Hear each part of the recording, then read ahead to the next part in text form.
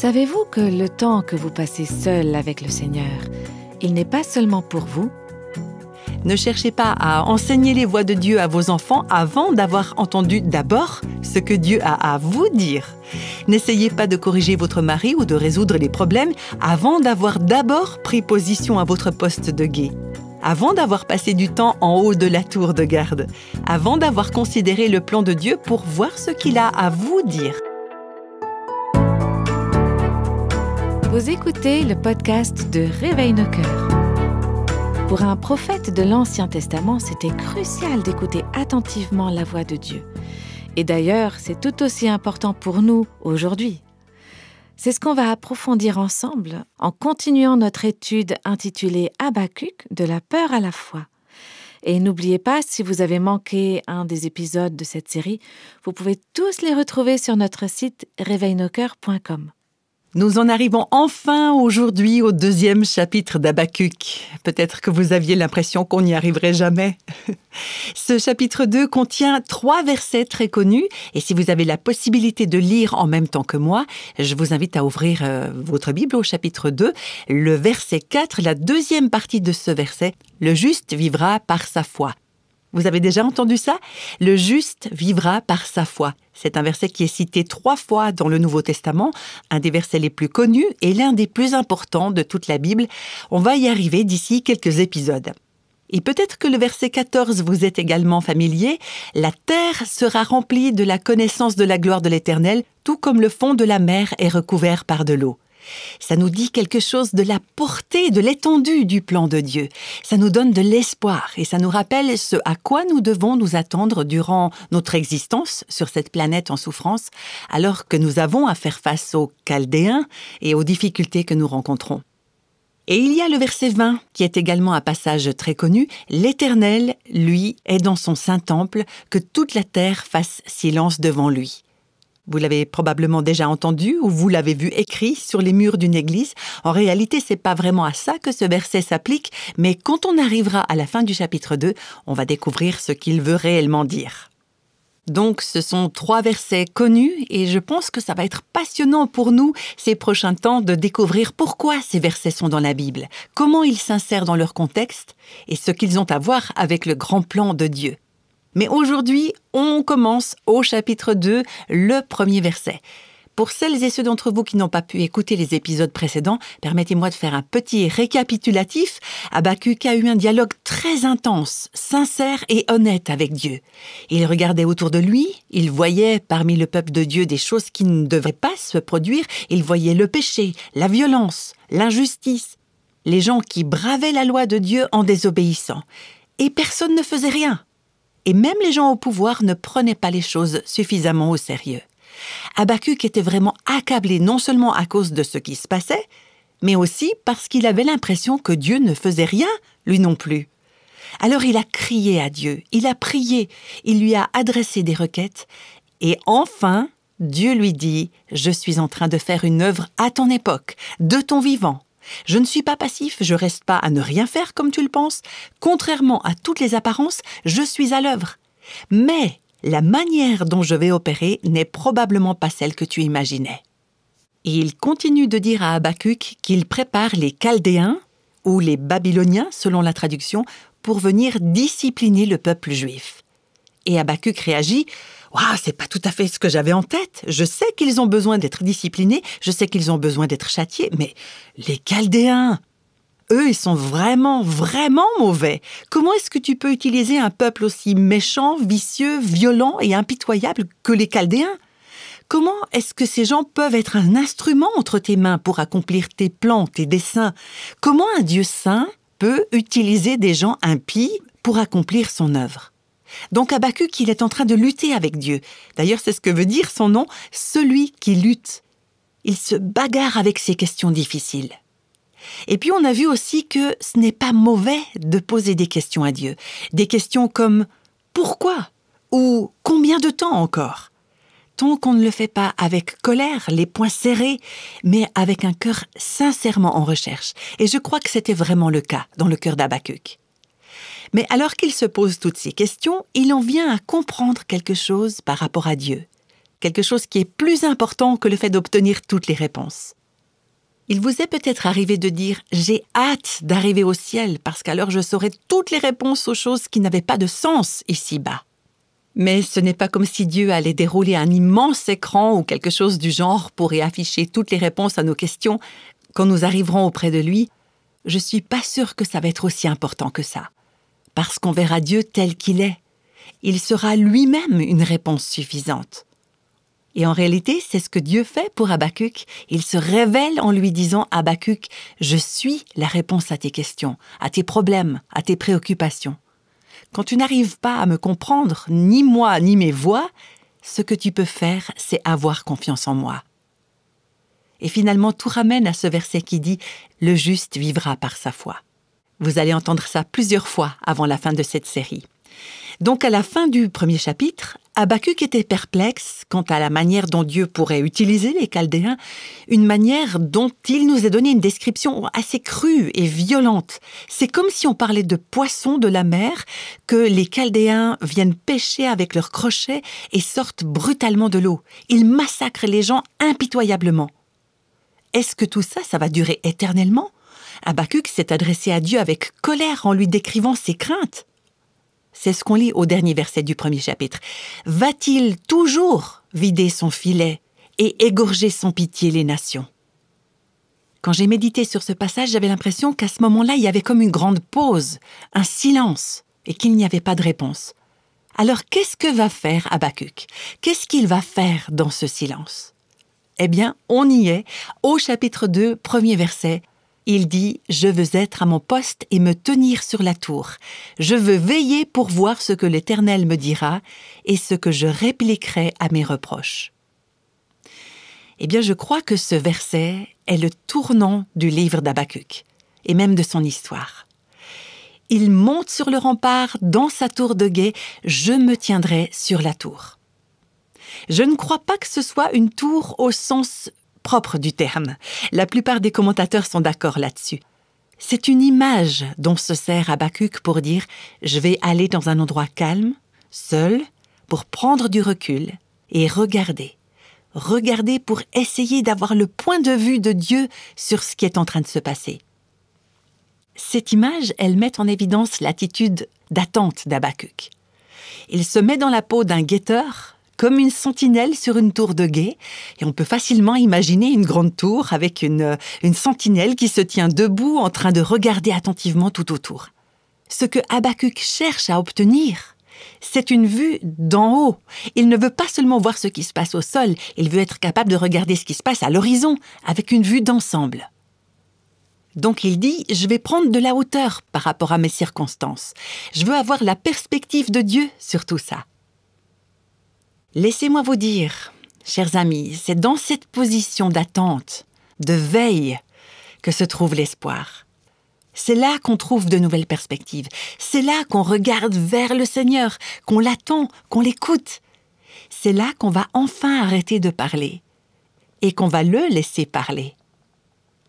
Et ça, on peut le lire plusieurs fois dans la Bible, avec différentes personnes. Tout au long de cette série, on va parler aussi de certaines d'entre elles qui ont eu beaucoup de choses à dire à Dieu, comme Habakkuk, et qui ont fini par être à court de mots. Après ce constat, elles ont dit, ces personnes, « D'accord, maintenant je suis prête à écouter. » C'est un peu comme si Dieu disait, « Bon faites-moi savoir quand vous avez fini de parler, et puis je vous dirai ce que j'en pense. » Ce qui est important, je crois, c'est d'amener notre cœur à cet endroit où l'on peut être calme, silencieux, réceptif, à l'écoute de Dieu qui parle. C'est l'attitude dont on a besoin quand on s'apprête à lire la parole de Dieu.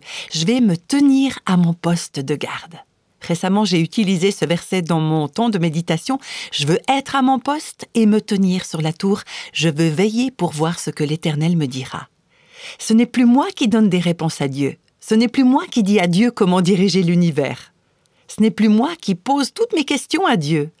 Maintenant, je vais juste me taire, regarder et essayer de voir les choses du point de vue de Dieu. Et écouter ce que Dieu va dire. Le commentateur Matthew Henry insistait vraiment à ce sujet. Je le cite. « Lorsque nous allons lire et entendre la parole de Dieu, Nous devons nous préparer à observer ce que Dieu nous dira à travers elle. Quelles paroles de conviction, d'avertissement, de conseil et de réconfort Dieu apportera à nos âmes, que nous puissions la recevoir et nous soumettre à sa puissance. » Fin de citation. C'est aussi l'attitude à avoir quand on est à l'église et qu'on écoute le message d'édification, ou quand on ouvre la Bible pendant notre moment tranquille avec Dieu. C'est un choix de cœur que de prendre notre place en tant que sentinelle, en tant que guetteur, en tant que veilleur à notre poste en disant « Je vais regarder attentivement et voir ce que Dieu a à me dire. » Qu'est-ce que tu veux me dire, Seigneur ? Ce point-là, je tiens à le souligner parce que je pense qu'aujourd'hui, dans notre société effrénée, on va tellement vite, on est tellement occupé. Vous savez, en ce qui me concerne, je ressens très souvent, et même dans mes moments de méditation, que je suis pressée. Je suis dans la précipitation quant à ma manière d'aborder la parole de Dieu. C'est comme si je vais rapidement prendre mes vitamines spirituelles pour la journée et ensuite cocher mon moment avec Dieu sur ma liste de choses à faire, mais je n'ai pas rencontré Dieu. Je ne l'ai pas entendu. Je n'ai pas été sur ma tour de guet. Souvent, dans nos vies, on a des problèmes, des questions. Et pour ma part, actuellement, j'ai besoin de sagesse dans de nombreux domaines par rapport à notre ministère. On a besoin des conseils du Seigneur sur plein de choses différentes. Et il y a tellement de questions auxquelles je n'ai pas de réponse. Peut-être que vous avez des problèmes dans votre couple, avec vos enfants, avec votre travail, dans votre église. Vous avez besoin de réponses, vous avez besoin de la vision de Dieu. Mais le problème, c'est que on est tellement occupé à aller et venir dans nos activités, à travailler, à lutter, aller à 100 à l'heure, qu'on ne prend pas le temps de s'arrêter pour écouter le Seigneur. Et après, on se demande pourquoi on n'a pas de réponse. Je crois qu'on a besoin d'éteindre la télévision, d'éteindre l'ordinateur, d'éteindre la radio. J'ai eu, il n'y a pas très longtemps, des amis qui m'ont encouragé à ne pas lire mes emails avant d'avoir passé du temps de qualité, au calme, seul avec le Seigneur. Peut-être qu'il y en a parmi vous qui se disent « Ah, j'aurais jamais cru que ça lui arrivait », mais oui, j'étais tombée dans cette routine. J'avais cette habitude de consulter mes emails en premier. Et puis, au moment où j'en arrivais à prendre le temps de lire la parole et de méditer, mon cœur battait la chamade et mon esprit était en ébullition. Je ne prenais tout simplement pas ma place sur la tour de guet pour écouter le Seigneur. Voilà pourquoi il faut s'arrêter. Éteindre nos appareils électroniques, éteindre notre radio, notre musique, nos podcasts, etc. Bon, moi qui suis tout le temps en train d'enregistrer des podcasts, j'ai de la peine à réaliser que je vous dis ça, mais parfois on doit couper tous les sons pour pouvoir simplement rester calme et écouter Dieu. C'est donc ce que fait Habakkuk. Il prend de la hauteur par rapport à tous ces problèmes, non pas pour les éviter, pour les fuir, mais pour prendre un peu de distance, en détournant les yeux pour pouvoir se concentrer sur le Seigneur. À la fin du premier chapitre, il se révoltait contre les Chaldéens. Et maintenant il dit « Je vais aller là d'où je pourrai voir et entendre ce que Dieu dira. » Qu'est-ce que Dieu a à dire sur mon couple, sur telle ou telle situation dans l'église, sur telle personne au travail, sur telle décision que je dois prendre? Alors on commence à écouter et on est dans l'attitude soumise à tout ce que Dieu va dire concernant ces situations. Dans la Bible, Dieu a dit à plusieurs prophètes qu'ils devaient être des sentinelles sur les remparts. Il fallait qu'ils écoutent la parole de la bouche de Dieu, et puis ils devaient avertir le peuple. Donc Habakkuk avait besoin de ce moment d'écoute non seulement pour lui-même, mais aussi en tant que sentinelle responsable de donner un avertissement à son peuple. Il avait besoin de savoir qu'est-ce que Dieu dit, qu'est-ce qu'il est en train de se passer là autour. Et ça, c'est le travail du guetteur, du veilleur. Et il est crucial qu'un guetteur reste à son poste, qu'il reste attentif aux dangers. Vous qui êtes maman, vous avez à veiller pour vos enfants. Il faut que vous puissiez aller à ce poste de guet, monter sur la tour et écouter ce que Dieu a à dire à propos de vos enfants. Est-ce que vous vous contentez d'élever vos enfants en traversant simplement vos journées pour habiller vos enfants, pour les nourrir, pour les amener au sport, à leurs cours de piano, de danse, etc., en faisant leurs leçons et tout ça? Ou est-ce que vous prenez le temps de demander « Dieu, qu'est-ce que tu as sur le cœur concernant mon enfant? Qu'est-ce que je dois lui enseigner? Qu'est-ce que je dois voir dans sa vie? Comment est-ce que je dois l'éduquer? Seigneur, comment est-ce que tu veux que je traite telle ou telle situation ?» Je vous encourage à être attentif aux dangers possibles et à chercher la connaissance de Dieu pour pouvoir la transmettre aux autres, pour que vous puissiez voir ce que Dieu fait et le dire aux autres. On peut lire au psaume 85, verset 8, « Je vais écouter ce que dit Dieu, l'Éternel ». Et c'est justement cette position, cette attitude qu'on observe chez Habakkuk. Je vous rappelle aussi qu'en tant que femme de Dieu, on doit entendre ce qu'il a à nous dire à nous avant de nous permettre d'être son porte-parole pour les autres. Ne cherchez pas à enseigner les voies de Dieu à vos enfants avant d'avoir entendu d'abord ce que Dieu a à vous dire. N'essayez pas de corriger votre mari ou de résoudre les problèmes avant d'avoir d'abord pris position à votre poste de guet, avant d'avoir passé du temps en haut de la tour de garde, avant d'avoir considéré le plan de Dieu pour voir ce qu'il a à vous dire. Et c'est exactement ce que dit Habakkuk. Je vais regarder et voir ce qu'il va me dire. C'est ce petit ajustement mental qui, personnellement, m'aide dans mes moments de méditation, au calme avec le Seigneur. Parce que j'ai toujours à préparer des messages à donner à d'autres personnes. Alors je me souviens que je dois d'abord prendre ma place à mon poste de garde et regarder pour voir ce que Dieu a à me dire à moi d'abord. Vous comprenez, ça fait des mois que j'ai commencé à étudier le livre d'Habakkuk, à y passer du temps, à méditer dessus. Je savais que je voulais en faire une série, mais d'abord, je voulais voir ce que Dieu me dirait à travers ce livre. Et Dieu m'a parlé sur ma tour de guet, à mon poste. Et j'espère qu'au fil de ces prochains temps, il y a l'une ou l'autre des choses que Dieu m'a dites qui pourra être en bénédiction pour vous. Et c'est ça que veut dire le témoignage. C'est ce qu'on peut transmettre aux autres après avoir d'abord rencontré Dieu soi-même. C'est l'attitude qu'on peut voir dans le chapitre 8 des Proverbes, au moment où la sagesse parle. La sagesse dit « Heureux l'homme qui m'écoute, qui veille chaque jour sur mes portes et qui garde l'entrée de ma maison. » Est-ce que c'est notre attitude envers la parole de Dieu, envers Dieu qui nous parle ? Je vais l'écouter, je vais veiller tous les jours, je vais attendre avec impatience que Dieu parle. C'est la posture intérieure d'Habakkuk quand il dit « Je vais prendre ma place sur ma tour de guet ». Vous savez, quand je fais l'erreur d'essayer d'avoir mon moment tranquille avec Dieu dans mon lit, eh bien, ce moment tranquille devient vraiment très tranquille. Rassurez-vous, ce n'est pas le cas de chacun de mes moments de méditation et je ne suis pas en train de dire que votre moment privilégié avec Dieu doit se passer debout, mais ce que je veux dire, c'est qu'il y a là une posture spirituelle. Il faut être attentif, être éveillé, être engagé. « Réveille-toi, mon âme !» C'est ce qu'on peut lire au psaume 57, verset 9. C'est comme si vous essayiez de vous réveiller un petit peu et de vous dire « Ah là, il faut que je sois vigilante, il faut que je sois attentive. » Imaginez un peu si un veilleur s'endort à son poste et que les ennemis se pointent à l'horizon et qu'il les loupe. Ce sont des vies qui peuvent être en danger. Et je voudrais vous dire qu'il y a des vies qui pourraient être en danger, spirituellement parlant. Si nous ne prenons pas chaque jour le temps de veiller et de voir ce que Dieu a à nous dire, pour nous et pour notre famille. Nous avons à être attentifs aux dangers spirituels chez nous, dans notre foyer. Nous ne pouvons pas simplement vivre notre vie en la remplissant de plein de choses à faire, en courant comme des poules sans tête et en étant toujours occupés, toujours en mouvement, et puis nous attendre à avoir la sagesse de Dieu pour nous ou pour nos enfants. Peut-être que l'un ou l'autre de vos enfants risquerait de se retrouver dans des ennuis parce qu'il ou elle n'a pas un parent qui se tient à son poste de guet pour écouter la voix de Dieu. Dans sa parole, Dieu donne des avertissements pour vos enfants, pour leur vie.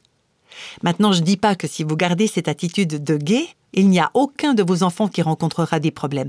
Mais je dis qu'il y a des choses qui pourraient être évitées dans votre vie et dans les circonstances de celles et ceux que vous aimez, si vous preniez le temps d'être vraiment tout entière, attentive et éveillée à ce que Dieu voudrait vous dire. Vous savez ce que Habakkuk a vu sur sa tour de guet. Ça a changé sa vie. On va le voir prochainement, quand il est redescendu, ce n'était plus le même homme. Ce qu'il a vu, ça a transformé sa vie. Et ça a été vrai pour tant d'autres personnes tout au long de la Bible. Je pense par exemple au prophète Ésaïe. Au chapitre 5, on voit Ésaïe prononcer des malédictions sur la nation, qu'il condamne et qu'il juge. Il y a des choses qui doivent vraiment être prises au sérieux. Mais ensuite, Ésaïe dit au chapitre 6, « J'ai vu le Seigneur assis sur un trône très élevé. » Cet homme est sorti transformé de cette expérience. Il a reçu une toute nouvelle vision de Dieu et de ce qui se passait dans le monde. Et on peut prendre aussi Job. Dans les 37 premiers chapitres de son livre, Job se bat pour comprendre sa souffrance. Il lutte avec Dieu, il clame son innocence et il en arrive à dire « je ne mérite pas ça ». C'est vrai, humainement parlant, il ne méritait pas ça. Et puis, au chapitre 38 et les suivants, Job voit Dieu, il entend Dieu. Il reste suffisamment longtemps sans parler, il reste suffisamment calme pour laisser Dieu parler. Et dans ce processus, il acquiert la vision de Dieu sur sa souffrance. Et quand il ressort de tout ça, ce n'est plus le même homme. Tout semble différent, tout est différent. Il a de l'espoir, il a la foi, il a la grâce, il a tout ce dont il a besoin pour aller de l'avant. Non seulement en tant que survivant, mais en tant que vainqueur, parce qu'il a vu le Seigneur. Il dit « Mon oreille avait entendu parler de toi, mais maintenant mon œil t'a vu ». C'est une toute nouvelle vision qu'il a, non seulement de Dieu, mais aussi de lui-même. Il ne se voit plus comme un homme innocent, comme une victime, mais comme un pécheur qui a besoin de la miséricorde et de la grâce de Dieu. Et c'est parce qu'il est allé à son poste de guet. Il a pris le temps d'écouter Dieu. Au premier chapitre, Habakkuk posait des questions, il contestait, il était perplexe, il était confus, peut-être désillusionné ou même en colère. « Seigneur, pourquoi est-ce que je crie et tu n'entends pas? Pourquoi est-ce que je crie et tu ne sauves pas ?» Et au deuxième chapitre, il écoute Dieu et il se place à un endroit où Dieu peut lui parler. On va continuer d'étudier ce passage et le reste du chapitre 2 dans les prochains podcasts. Mais je vous le dis d'avance, ce n'est pas un message facile. Ce que Habakkuk voit, ce qu'il entend quand il monte à sa tour de guet, ce n'est pas quelque chose de facile à entendre. Ce n'est pas ce qu'il attendait. Mais la vérité va le libérer. Au moment où il redescendra de cette tour de guet, on lira ça quand on arrivera au chapitre 3, ce qui arrivera tôt ou tard, Dieu voulant, son cœur sera apaisé, il ne luttera plus avec Dieu. Oh, il ne comprend toujours pas tout. S'il comprenait tout, il serait Dieu, mais maintenant il n'a plus les poings serrés, il n'a plus de colère, seulement de l'émerveillement, de la crainte respectueuse, de l'humilité, de la confiance, de la certitude et de la louange. Il peut réellement chanter même au milieu de ses épreuves.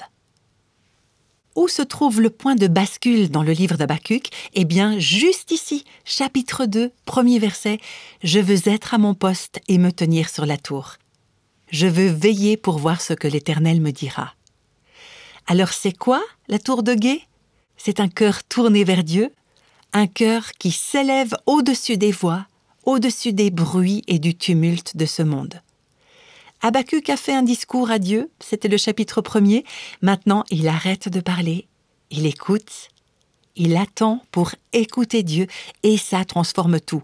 Quand vous arrivez au point d'arrêter de parler, au point où vous écoutez, vous attendez, vous regardez pour voir ce que Dieu va vous dire, je vous le garantis, ce que vous allez voir du haut de votre tour de guet, ça va changer votre point de vue du tout au tout.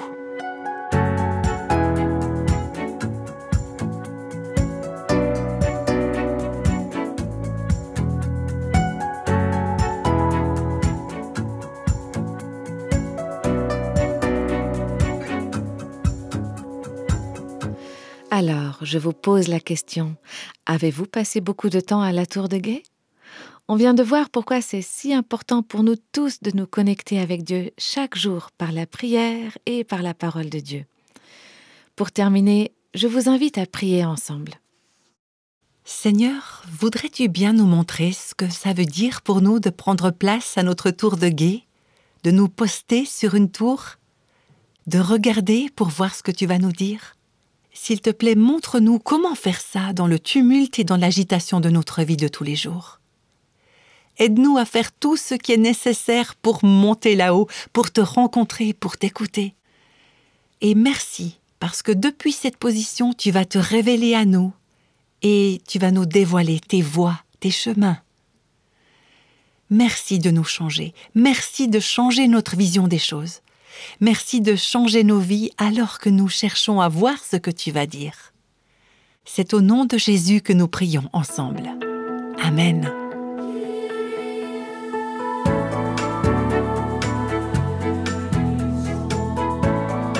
Tous les extraits de la Bible sont tirés de la version second 21. Réveille nos cœurs est le ministère francophone de Revive Our Hearts avec Nancy DeMoss Wolgemuth. Avec les voix de Christine Raymond et Jeannette Kosman.